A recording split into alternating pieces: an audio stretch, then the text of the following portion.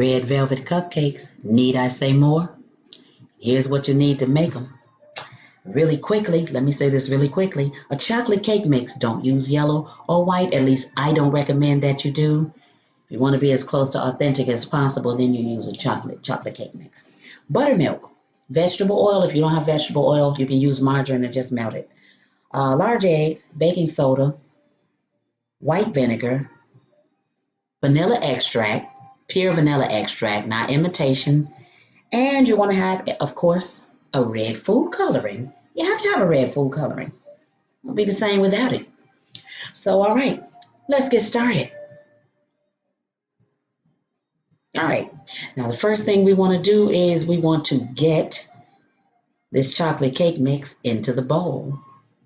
Now, the easy thing about this recipe is you almost put everything in at the same time. Now, you wait a little later to put the vinegar and the baking soda in, but those first ingredients, you get those in. So you want to make sure that the eggs and the milk, they've been brought to room temperature. So you don't want to bake with those cold. You want to make sure. So let's get the cake mix in, and we'll get the milk in and the eggs and the vegetable oil. So if you're using a stand mixer, get your stuff in, but I'm using a hand mixer. I always do. I love them. I don't know why. So stand mixers have never quite been my favorite thing to use, but I don't knock them. I just prefer a hand mixer, so whichever you have is fine. It's going to work out either way. It doesn't matter.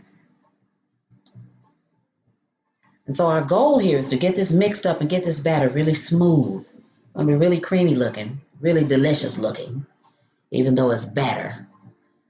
Now watch this. So now you want to get yourself something to scrape down the side of the bowl. You want to make sure. So, all right, I don't know if you can hear my jazz in the background, but if you can, that is Smooth Jazz Radio. I don't own the copyrights to that music. I thought I had turned it down a little bit lower. So for copyright reasons, I don't own the copyrights to that music.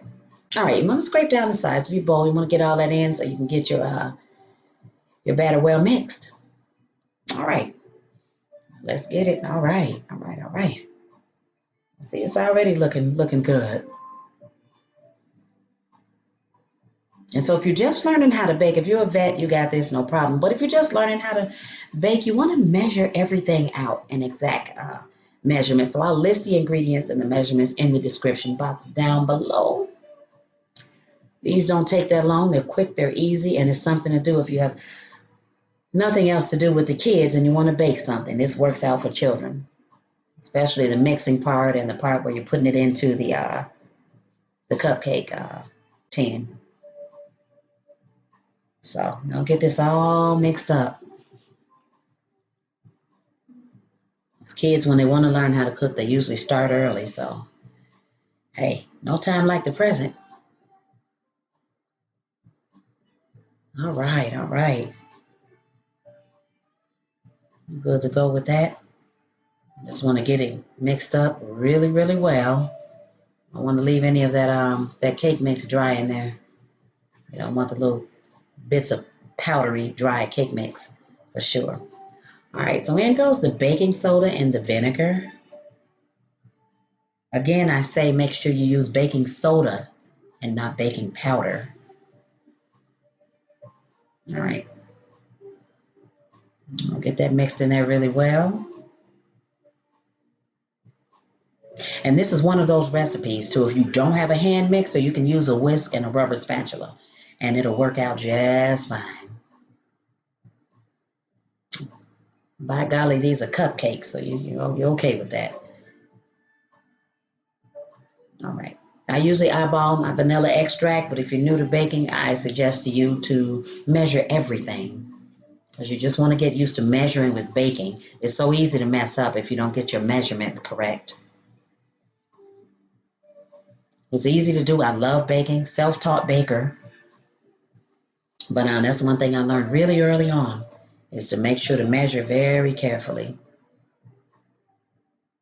So at this point, we're going to start putting the red food coloring in, as you can see. We're looking for a certain color. So I'm going to go on. It's going to seem a little lengthy right here. It's probably not as lengthy as you think, but it's going to seem a little lengthy. And the reason why is because I want to, if you're new to baking, I just want you to see what happens when you just put a little bit of the red food coloring in you put it in intervals, in other words. You just don't put a whole bottle and dump it in there and stir it up. But you can do that. That's perfectly okay if you have some idea of how much you need. But if you're new to baking and you don't have any idea of how much you need, then this is the procedure you're going to follow. You're going to do what I'm doing right here. I'm going to put this in, and you see it's turning a nice reddish color there, nice reddish hue. But as you well know, if you've seen a red velvet cake before, then you know that we need more. Because when this cake bakes, it's going to bake very dark. So in order to get that reddish color we're looking for with that chocolate, we got to use quite a bit of this dye. So you can see I'm putting it in good amounts. So I'm going to stop using the hand mixture at this time. I don't want to overmix my batter, so I'm going to start folding it in.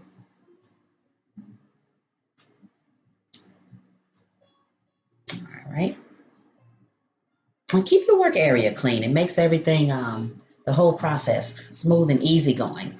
If you move things out of your way and just keep your space, your area clean when you're cooking. All right, a little more. Put some more in.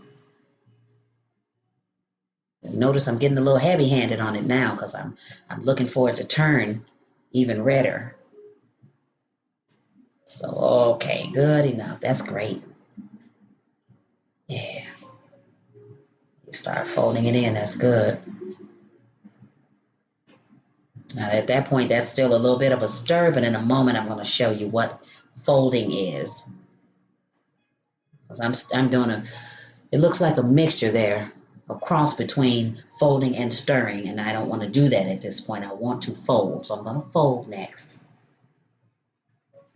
All right, get more of that dye in there. Because remember, you can always add, but with some dishes, you can't take away. And so that's why you don't want to just dump in there, because you won't be able to take it out. You won't be able to do anything about it. But if you put in a little bit at a time, you can add, you can add, you can add until you get it to the point where you want it. So at this point, that's what we're doing. We're working our way up to the point where we want it. So that's why I always relax when you're cooking. Just take your time. Get yourself a beverage or something to sip on. Get yourself some wine, some pop, whatever it is you like. Water with lemon. Sip on something and relax. Just have some nice jazz or some kind of nice music in the background. Turn low and enjoy it. I enjoy cooking and baking. I love it. I don't like to be in a hurry doing it. I don't like to be frazzled. And I like to be careful if I'm following a recipe. So that's my advice to you. Be really careful when you're following a recipe. Always read the entire recipe before you start. You want to make sure if you're using somebody else's recipe, you read their entire recipe so you understand what it is that you need to do.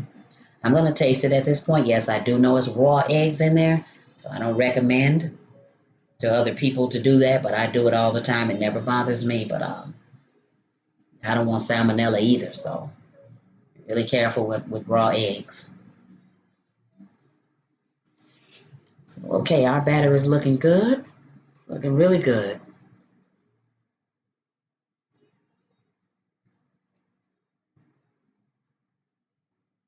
So what I've done at this point is I'm going to step away in a moment.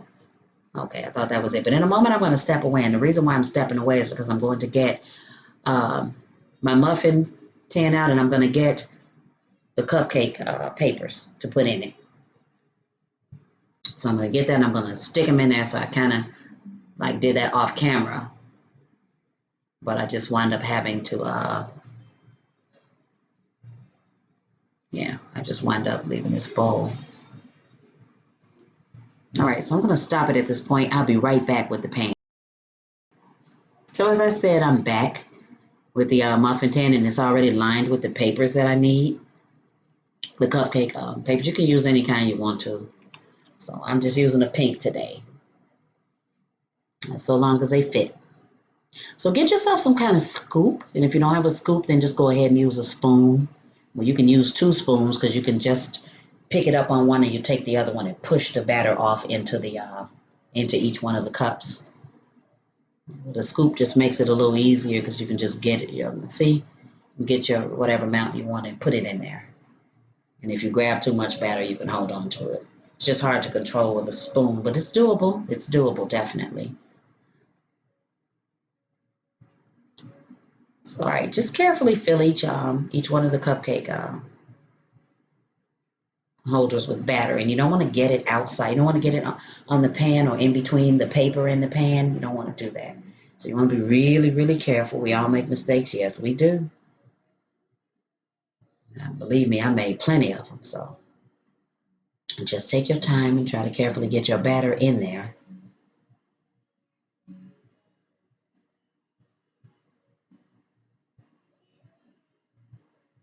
So I'm going to work with it and I'm going to show you. So instead of speeding it up or something, I'm just going to go ahead and show you the batter getting put into all 12 of them. All right, that's good. I wasted some. I'm going to have to clean off there. Be really careful with that. Okay, that's good. That's good. Chocolate, my favorite thing. Ooh, baby. Chocolate. Yes. I like chocolate year round, but I tell you, Valentine's Day, Halloween, and Christmas got me with chocolate. I look forward to it. So I know around those 3 times, don't get on a diet because I'm getting off. Yes, indeed, I love chocolate.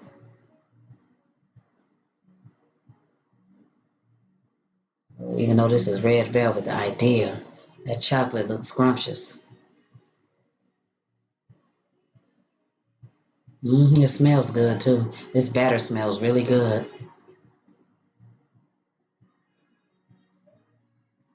Well, this is a good one to make, and especially even after Sunday dinner, this is a great one. So you don't have to cut cake or anything. You just have each have individual cakes to pick up.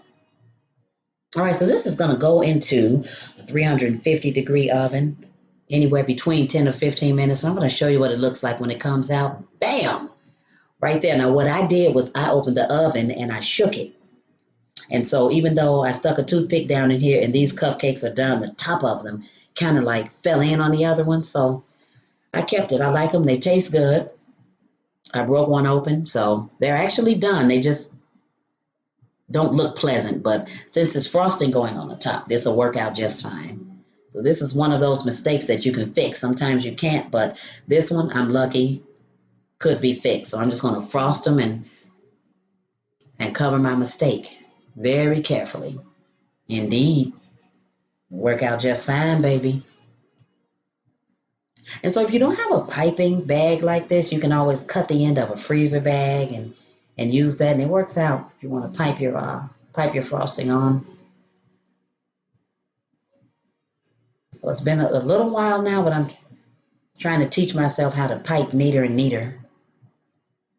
So I'm working on it. I'm getting better at it, though, that's for sure. Got to start somewhere, right? That cream cheese frosting, I have this recipe. It's up, or it's coming up, rather. I'm going to put it up. So it's easy. It's delicious. You're going to wonder where it's been all your life. I swear this one will make you do a dance. This one is really good. Really good, really easy, really quick. You won't believe how much time it takes you to make this frosting. So,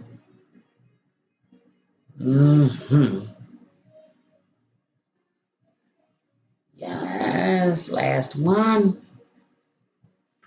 And honey, we will be done and ready to eat these. I've been ready to eat them anyway. I've just been trying to be patient.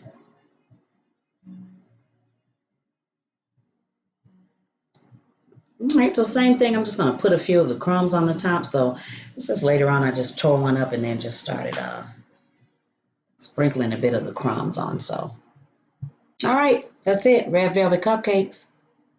See y'all next time. Appreciate y'all spending this time with me. If you enjoyed the video, hit the like button, subscribe, share, and by all means, leave a comment. Thanks for watching. See y'all next time. Bye.